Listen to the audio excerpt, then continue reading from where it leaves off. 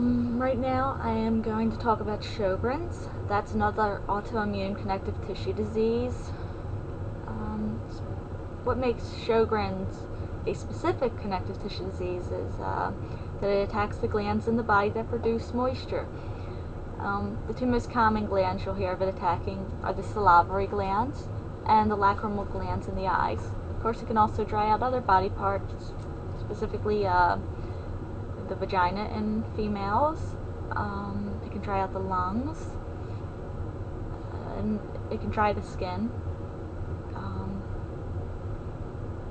I think most people notice the dryness in their eyes and mouth. I'm on a medicine called Evozac, which replaces it makes the salivary glands work again. It doesn't directly affect the connective tissue disease, neither Sjogren's nor UCTD. I used to be on Plaquenil, but it started affecting my eyes, so I had to go off that, and that was directly controlling directly suppressing the connective tissue disease to a certain extent. Plaquenil, though an anti-malarial drug, also is mildly immunosuppressive and is definitely anti-inflammatory. It's really unfortunate I had to go off of that. So back to the Sjogren's. Like I said, I'm on Evozac. Saligen's another medication that people take. Saligen is known to definitely help both the mouth and eyes. Evozac is known to help the mouth, though in my opinion it also helps the eyes. When I mentioned this to my rheumatologist, he agreed. I would say it might not be as strong as Saligen. I started out on Saligen, and I actually couldn't tolerate Saligen because of the nausea. For a long time I was only on 1 pill a day of the Evozac. Went up to 2, now I'm up to 3, which is the usual dosage. I don't know if anyone ever takes more than that. As far as I know, the usual dosage and the max dosage are the same. A lot of times my parotid gland will swell. There's different kinds of salivary glands, but I think most of my problems occur in my parotids, which are right here. And there's salivary glands under here. Not sure where else there are. Various places in the mouth. The lacrimal glands, I can't point out to you where in the eyelid they're located.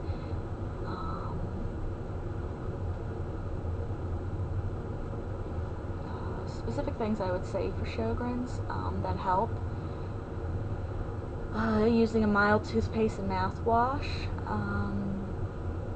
There's a company called Biotene, Biotene, that puts out a very mild toothpaste and mouthwash. It also puts out moisturizing mouth gel. I don't particularly like that. Now the moisturizing gum is excellent. There is also some kind of mouth moisturizer. Almost tastes like banana. I don't know if it's put out by Biotene. I don't think so. Can't quite remember who puts that out. Things like that help. Some people actually use artificial saliva. I never have, so I can't speak directly to that.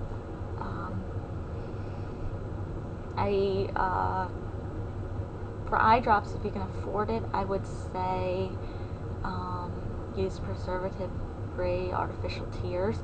Like in the daytime you would use eye drops, and at night you would use actual gel. You can get them at any pharmacy. They're prescription eye drops. I don't know much about them besides one I think it's called Restasis, but that has an immunosuppressant in it. So I'm not on that. Immunosuppressants are very serious medications, although often necessary for connective tissue diseases. Much like UCTD, Sjogren's causes joint pain, swelling. I get really dry skin from it.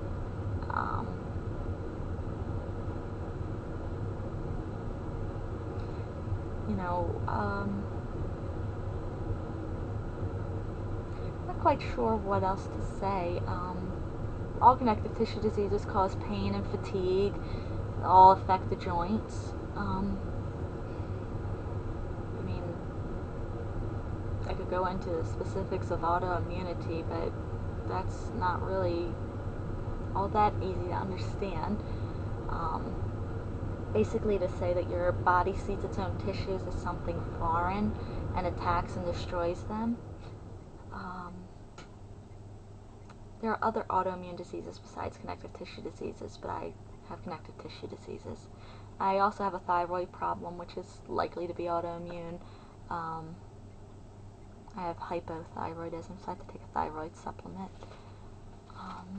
But that's kind of autoimmune disease besides taking a supplement that you usually don't need further treatment for. I think it's called Hashimoto's thyroiditis, when your thyroid's underactive. I tend to think that all my illnesses somehow are related to one another, tie in together. Not sure how exactly.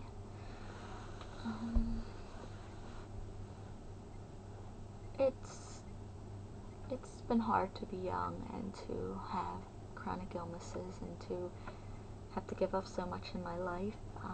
Recently I've had to put off grad school again. Basically, I'm just too sick. Often enough lately, I spend a lot of the week resting up so that I can volunteer at church. Sometimes I volunteer. Often I'm volunteering with food preparation for the social afterwards.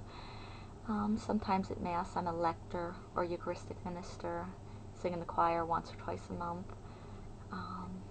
Been on the social justice committee, been on the outreach committee when it was still around, used to do the children's liturgy. But a lot of things in my life have changed. I didn't want them to change, but basically I have to go at the pace that I have to go. I'm healthy for someone with connective tissue diseases, but I still don't feel healthy in general. Obviously, I'm not having chronic illnesses, but it's nothing anyone else can catch. It's not like I'm going to die tomorrow. I could live to be an old lady.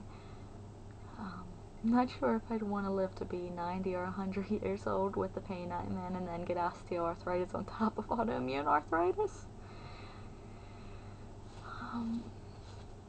Basically, I am 28 years old. This is January of 2009. I will be 29 this April. And I feel about 50, maybe older. Sometimes I feel about 60 or 70.